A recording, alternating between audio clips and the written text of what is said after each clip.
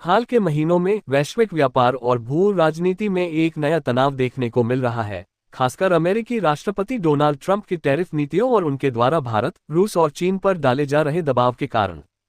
Trump ने भारत पर रूसी तेल खरीदने के लिए 25% अतिरिक्त टैरिफ लगाया है, जिससे भारत पर कुल टैरिफ 50% हो गया है।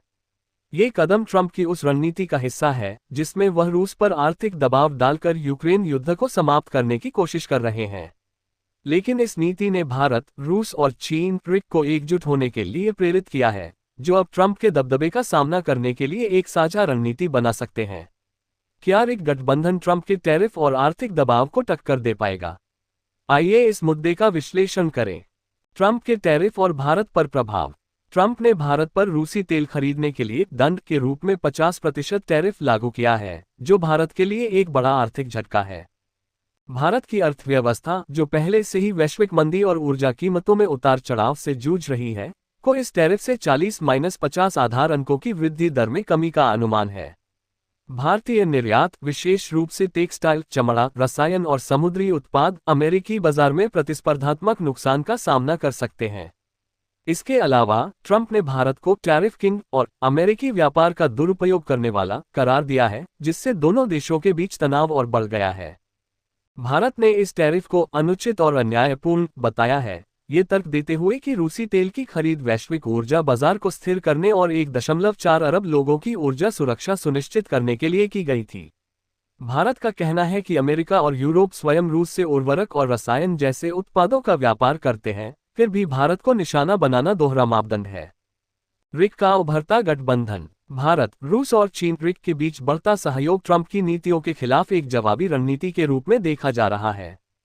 भारत और रूस का संबंध दशकों पुराना है और रूस भारत का सबसे बड़ा हथियार आपूर्तिकर्ता है। रूस भारत को 35-40% कच्चा तेल प्रदान करता है, जो भारत की ऊर्जा जरूरतों के लिए महत्वपूर्ण है। दूसरी ओर चीन और भारत, हालांकि सीमा विवादों के कारण तनाव में रहे हैं, ब्रिक्स जैसे मंचों पर एक साथ काम कर रहे हैं। ट्रंप के टैरिफ और ब्रिक्स देशों पर दबाव ने इन देशों को एकजुट होने के लिए प्रेरित किया है। चीन ने भी ट्रंप के टैरिफ का जवाब देने के लिए गैर टैरिफ बाधाएं लागू की हैं, जैसे अमेरिकी वस्तुओं पर निर्यात नियंत्रण और ब्लैकलिस्टिंग। रूस ने पश्चिमी प्रतिबंधों के बावजूद भारत और चीन के साथ अपने व्यापार को बढ़ाया है। इन तीनों देशों का एकजुट होना ट्रंप की नीतियों को चुनौती देने की क्षमता रखता है, क्योंकि ये देश मिलकर वैश्विक व्यापार और ऊर्जा बाजार में महत्वपूर्ण भूमिका निभाते हैं। मोदी, पुतिन और जिनपिंग की रणनीति। प्रधानमंत्री नरेंद्र मोदी ने ट्रंप के दबाव के सामने झुकने से इनकार किया है। उन्होंने मेक इन इंडिया को बढ़ावा देते हुए कहा कि भारत अपने किसानों, मछुआरों और डेयरी क्षेत्र के हितों की रक्षा करेगा, भले ही इसका निजी नुकसान हो।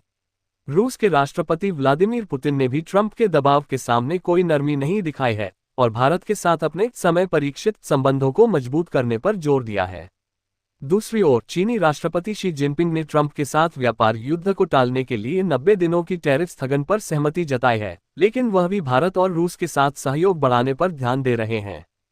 क्या ब्रिक देगा टक्कर? ब्रिक देशों का गठबंधन ट्रंप के टैरिफ और आर्थिक दबाव का जवाब देने में सक्षम हो सकता है, लेकिन इसमें कई चुनौतियां हैं। भारत की गैर संरेखित नीति उसे अमेरिका और रूस दोनों के साथ संतुलन बनाए रखने के लिए मजबूर करती है।